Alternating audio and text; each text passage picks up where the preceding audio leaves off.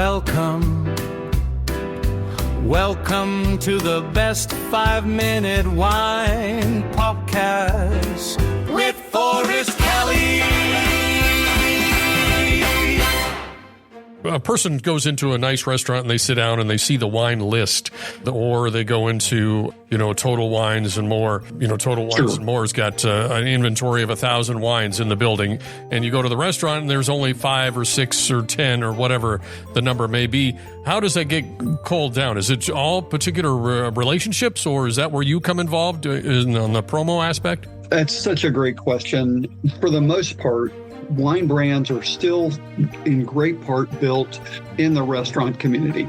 That's where wine is generally trialed first. It's generally discovered first at restaurants. So what we do at the retail level, and our Shared Spirits app is built around working with restaurants and suppliers on the restaurant level, but on the retail side, the connection there is slightly different.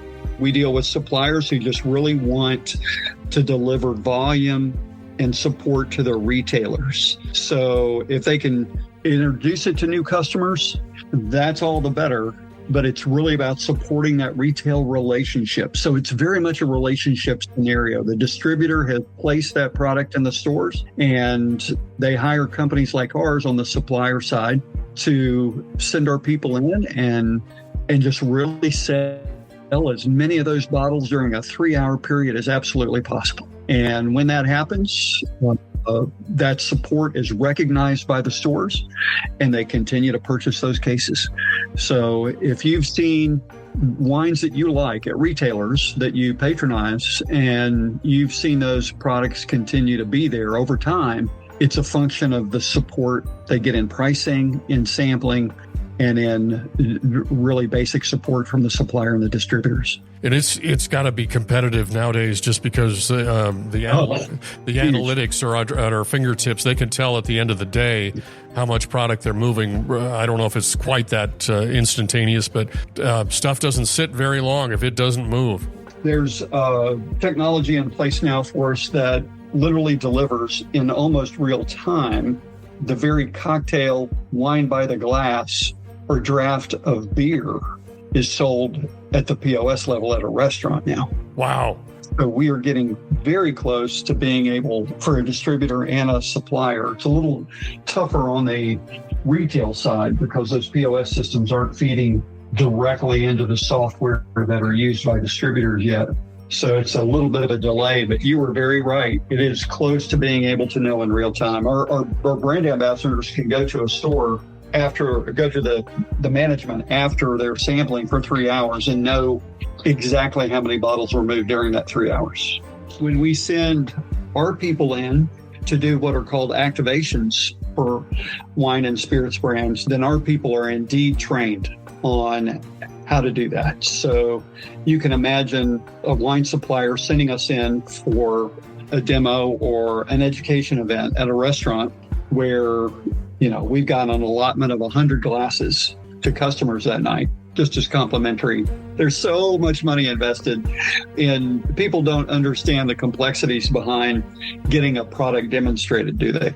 No. It is quite complicated when you get right down to it.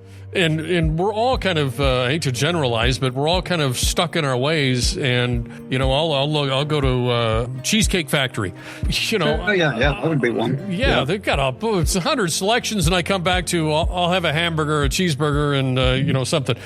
Interesting. First of all, when you do work with a supplier, they have realistic expectations. When I say supplier, I'm meaning a brand owner of any kind. They have realistic expectations. Typically, if the price point is a moderate price point for a bottle of wine, we have people that'll move anywhere from 12 to 36 bottles during a 3-hour period. Depends on the foot traffic.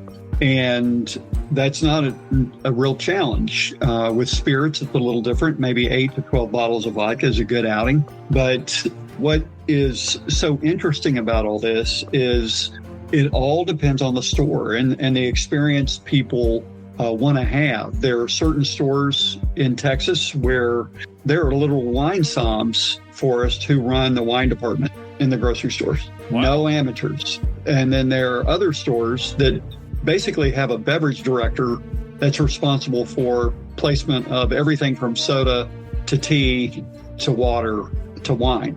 And there's no specialization there. So we see it all up and down the map. And when we're dealing with stores that really want their wine menu, their wine offerings, really high level, really high end, we're sampling bottles on occasion that are retailing at a grocery store for $50 to $80 to $90 a bottle. And you think about the cost of that sampling and the expertise that's needed to try to move those bottles. Those are the challenges. Yeah. When you're selling that approachable $12 to $15 bottle of wine at a store, those are almost impulse buys.